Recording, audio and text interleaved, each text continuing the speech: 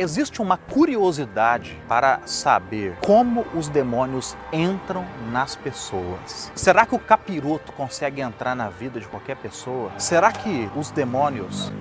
Peraí. Você me desconcentrou esse motoqueiro aí. Perdão, cara, perdão. Será que o capiroto consegue entrar na vida de quem ele quiser? Será que você corre um risco de pegar um demônio só de andar pela rua como se fosse comparado a um vírus, a uma doença? Será que você corre o risco de pegar um demônio pela convivência com pessoas que trabalham, que servem os demônios? Será que existe o risco de pegar demônios assistindo os meus vídeos? Não, não. Muitas pessoas são receosas quanto ao assunto. Muita gente tem medo de ficar possuída pelos demônios, pelos espíritos malignos. Aqui quem fala é o André Luiz. Eu trabalho com libertação e guerra espiritual, tem mais de 18 anos e eu quero elucidar esse assunto baseado nas minhas experiências e no conhecimento que eu tenho da palavra de Deus. Como os demônios entram nas pessoas. É importante deixar claro que todas as pessoas estão sujeitas ao domínio maligno. Os demônios querem possuir, interferir diretamente, aliás, mais do que interferir. Os demônios querem governar as pessoas. Não há isenção para ninguém. Muitos estão sofrendo porque são vítimas dos demônios. E muitos estão felizes e acham que, por conta disso, estão livres dos demônios, e não é verdade. Muitas vezes a pessoa vai tudo bem na vida dela, mas ela está sendo governada também por demônios. Infelizmente, as pessoas não se dão conta disso. As pessoas deveriam se preocupar com essa hipótese de que demônios possam entrar em suas vidas. Quero compartilhar 4 maneiras dos demônios entrarem nas pessoas. Não existem somente essas, mas eu quero trabalhar aqui baseado nas minhas experiências, nas ministrações que eu tenho conduzido. A primeira maneira de um demônio entrar na vida de uma pessoa é o engano. Precisamos tomar cuidado com o engano. A Bíblia diz em Gênesis capítulo 3, nós vemos Satanás tentando entrar na vida do primeiro casal, da primeira família que Deus estabeleceu na face da terra. E ele usou de um engano terrível. Satanás, através de uma serpente, chegou ali naquele casal, em Eva mais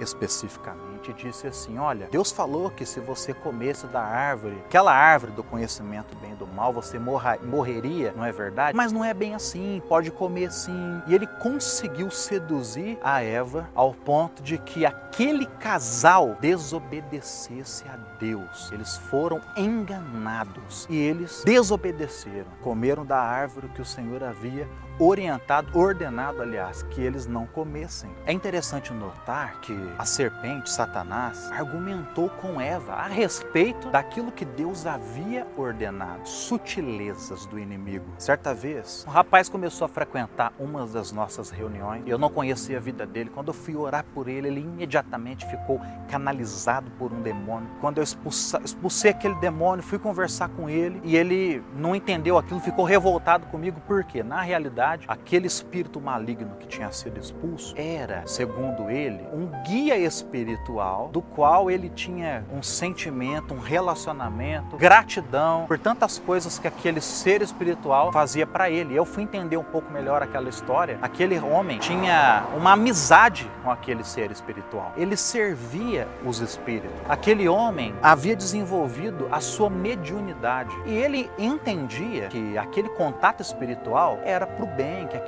que aquele era um espírito bom. E foi muito difícil para aquele homem entender que era um demônio. Quando eu disse para ele: não, senhor, isso é um demônio, ele ficou muito ofendido comigo. Ele servia aquele espírito por 15 anos. E eu quero deixar claro que eu respeito as pessoas que buscam ajuda nos espíritos, mas eu não posso deixar de contar a verdade. Na realidade, são demônios, são espíritos malignos que se passam por homens e mulheres que faleceram. Foi um pouco difícil aquele homem entender entender que aquele amigo era um demônio. Nós estávamos num tempo de oração, foi onde aquele espírito, ele escutava o espírito e ele via. E o espírito falava assim para ele: vai embora, porque esse rapaz é do mal, se referindo a mim. E ele ficava na dúvida. Acreditava que era uma entidade espiritual evoluída, uma entidade do bem. E ali eu fiz uma prova com ele. Eu disse o seguinte: vamos fazer aqui uma oração. Você está vendo o teu guia aqui? E eu falei assim para ele: olha, observe o que vai acontecer. E ali, pela graça de Deus, eu fiz uma oração e eu falei: Senhor, manda fogo agora do céu e revela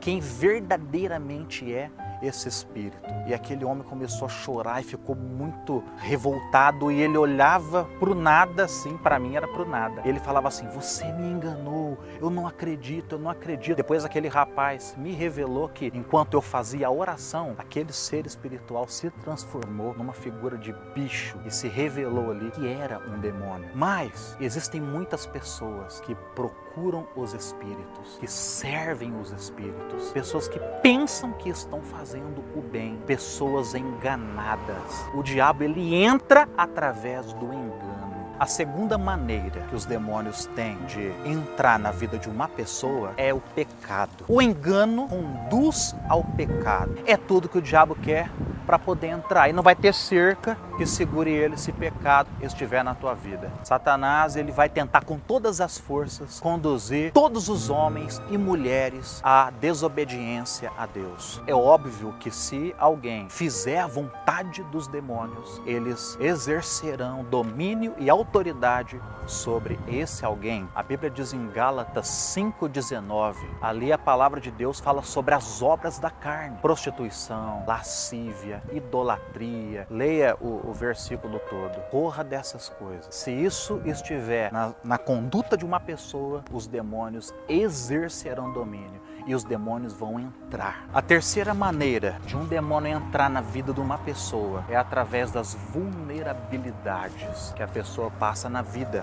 Vou explicar o porquê. Satanás, ele sempre vai usar de momentos difíceis, de vulnerabilidades que nós temos para entrar nas vidas das pessoas. Pelas minhas experiências particulares, pelos casos de libertação que eu tenho ministrado, a boa parte dos demônios sempre entram na infância. Sempre que eu vou expulsar algum demônio, logo eu descubro que aquele demônio está agindo na vida daquela pessoa desde a infância. O período da infância é um período de maior vulnerabilidade. Por isso que as crianças precisam de todo cuidado, da presença dos pais, da proteção dos pais. Uma criança ainda é um ser em formação. Uma criança não tem muita defesa. Então o diabo vai escolher o momento de maior fragilidade para que ele possa tentar entrar na vida de uma pessoa. É na infância o período onde as pessoas sofrem suas maiores traumas. Muitas pessoas que nós vemos hoje, pessoas revoltadas, que fazem loucura, coisas que nós não conseguimos entender, gente que invade colégio, mata muitas pessoas, jovens, adolescentes problemáticos. Boa parte dessas pessoas foram traumatizadas na infância e os demônios sempre aproveitam esse período de fraqueza, de fragilidade para que eles possam entrar. A quarta maneira que os demônios se utilizam muito para entrar na vida das pessoas é que eles vêm, infelizmente, como heranças deixadas pelos pais, pelos antepassados, pelos responsáveis pelas pessoas. Tem um vídeo no meu canal, fala um pouco sobre como agem os espíritos familiares, mas de fato, infelizmente, muitas vezes, os nossos pais, na ignorância, são enganados pelos demônios, se envolvem com os espíritos, passam a servir os espíritos, muitas vezes de maneira consciente, outras inconsciente, e aqueles demônios começam a caminhar, a trabalhar na família. E o alvo dos demônios não é somente aquele homem ou aquela mulher, é a sua geração, a sua descendência. Os demônios fatalmente irão cobrar a próxima geração, eles irão dominar a próxima geração. Existe o desejo do diabo